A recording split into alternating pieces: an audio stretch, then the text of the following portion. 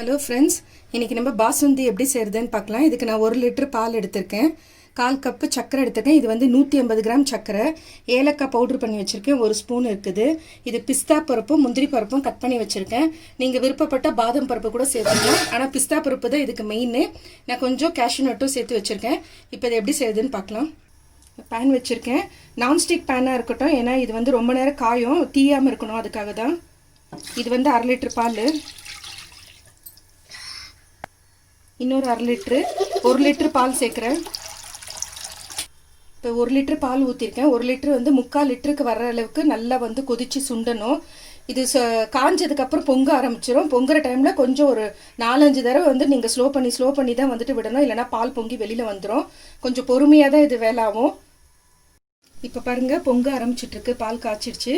இப்போ இந்த டைமில் கொஞ்சம் ஸ்லோ பண்ணிக்கோங்க. ஸ்லோ பண்ணிவிட்டு திரும்ப வந்து அந்த பொங்குனது வந்து அடங்கும்.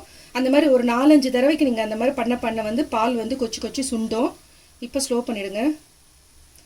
இது பொங்குறது அடங்குற டைமில் திரும்ப வந்து ஜாஸ்தி பண்ணிக்கோங்க. இந்த மாதிரி சுற்றி கிளறி விடுங்க கரண்டி போட்டு.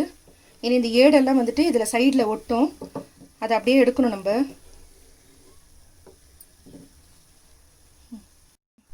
இப்போ இந்த கொதிக்கிற டைமில் ஸ்லோ பண்ணுறீங்களே, ஸ்லோ பண்ணும்போது இந்த ஏடு வந்து அடங்கும்.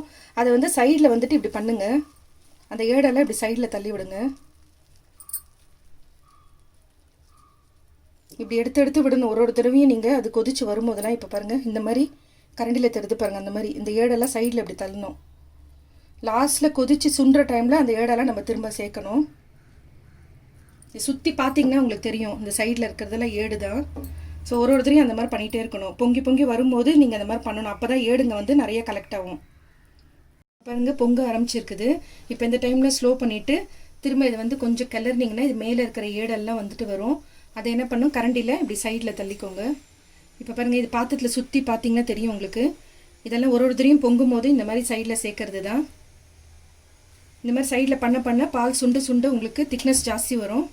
அடி கனமான இருக்கிற பாத்திரமாக எடுத்துக்கோங்க. நான்ஸ்டிக் இல்லைனாலும் அந்த மாதிரி பாத்திரத்தில் எடுத்துகிட்டு பால் காய்ச்சிக்கோங்க.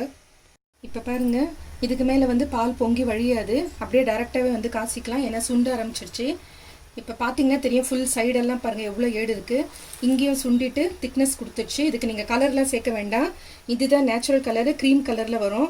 இப்போ இந்த டைமில் கொஞ்சமாக ஏலக்காய் அதையும் சேர்த்துட்டு கிளறிக்கோங்க. சர்க்கரையும் சேர்த்துக்கணும். பால் சுண்ட ஆரம்பித்தோடனே போடணும், ஏன்னா நீங்கள் முதலியே போட்டிங்கன்னா உங்களுக்கு அந்த பதம் தெரியாது எவ்வளோ போடணுன்றது. இதுக்கு ஒரு 150 கிராம் தான் நான் சேர்க்குறேன். போட்டுட்டு கிளறி விட்டுருங்க. இப்போ பாருங்கள் எவ்வளோ திக்காகிட்டு இருக்குன்ட்டு. இப்போ இந்த சர்க்கரை கரையிறதுக்கு ஒரு 2 நிமிஷம் ஆகும், அது வரைக்கும் வெயிட் பண்ணலாம்.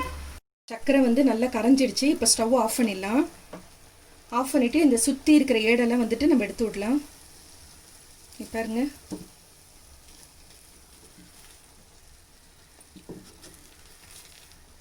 இப்போ எவ்வளோ திக்காக இருக்குது பாருங்கள்.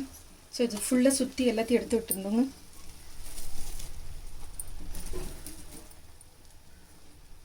ஸ்டவ் ஆஃப் பண்ணிட்டு தான் செய்யணும். பாருங்கள், 1 லிட்டர் பால் ஊற்றிருக்கோம். இப்போ இவ்வளோ தான் வந்திருக்கு 1 லிட்டர் பாலில். சர்க்கரை வந்து கரைஞ்சிருச்சு, ஏலக்காய் தூளும் போட்டாச்சு. இப்போ இதுக்கு மேலே வந்துட்டு கொஞ்சமாக முந்திரி பருப்பும் பிஸ்தா பருப்பும் சேர்த்துக்கலாம்.